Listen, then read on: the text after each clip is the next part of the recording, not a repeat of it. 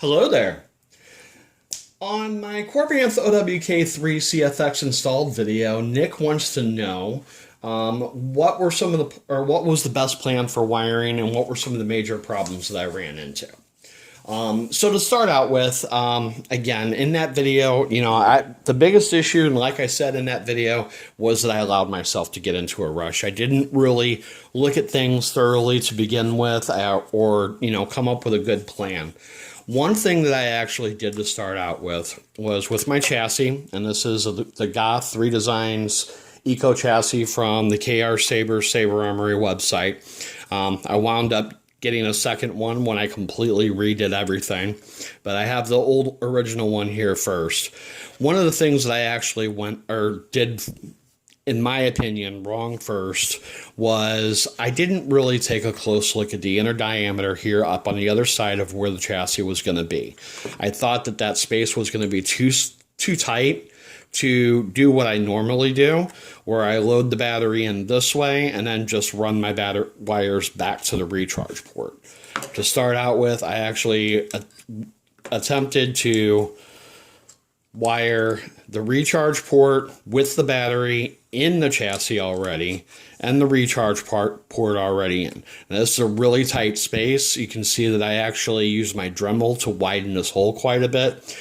And I'm not real comfortable with working in tight spaces like that. I wasn't real happy with my soldering points. Another thing that I wasn't happy with that is that in the way I've always done my recharge ports, and I can't remember if this was something that I saw in the tutorials from Rob Petkow or East Coast Saber, is on each of my prongs, I use a small piece of heat shrink to protect each one of these soldering points.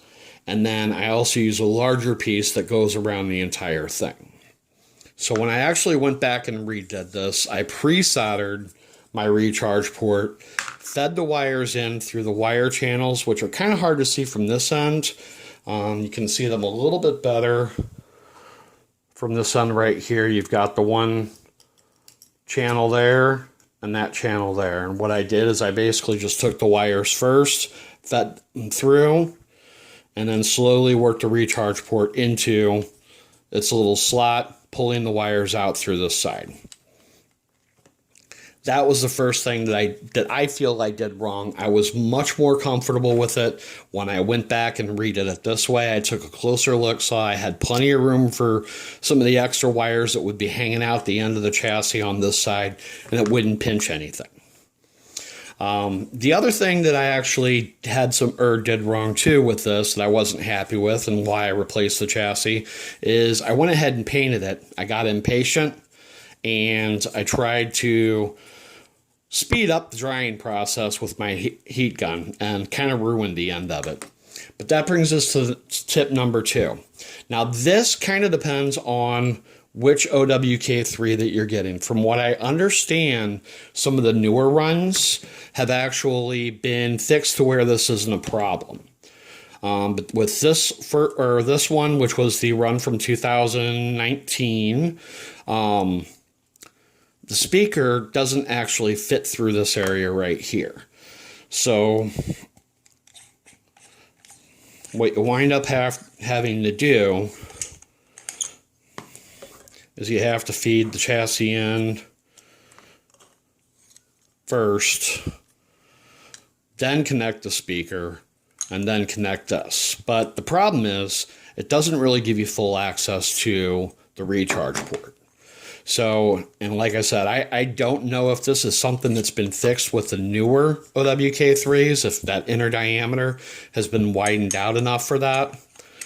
But what I did, and this is actually an idea that I got from Black Lion Sabers when he did his video going over this, is I used my Dremel to very carefully grind down around the edges until it was flush with the chassis, and as you can see, the booster section just slides neatly over that.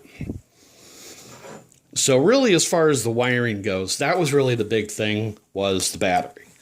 Once I had my recharge port pre-wired, fed the wires through, I got everything connected here. Your crystal focus card goes right up in here. And what I actually did is I just fed them back through, up and over. Now, another thing that you can probably see that I did is I did kind of grind down this section here a little bit so that my switch wires would have some room between the top of the chassis and the inner part of the booster section when I slid the chassis in and out. All right, so that pretty much covers, really what was a problem for me with the wiring on these. Something else that I ran into is that originally I used the 1-inch Stock Custom Works hilt side PCB and the mag connects on the hilt side PCB and the blade side PCB. I was hoping that the mag connects would actually help enough with the blade depth being so shallow and keep the blade from coming out. I still had a lot of problems with that blade not being stable inside of there. So what I actually did is I went back, I used and switched that out with a Stock Custom Works 7/8 inch hilt side PCB and one of the blade side PCBs that fits inside of the blade so that it's recessed. That allows the blade to actually sit deeper into the hilt.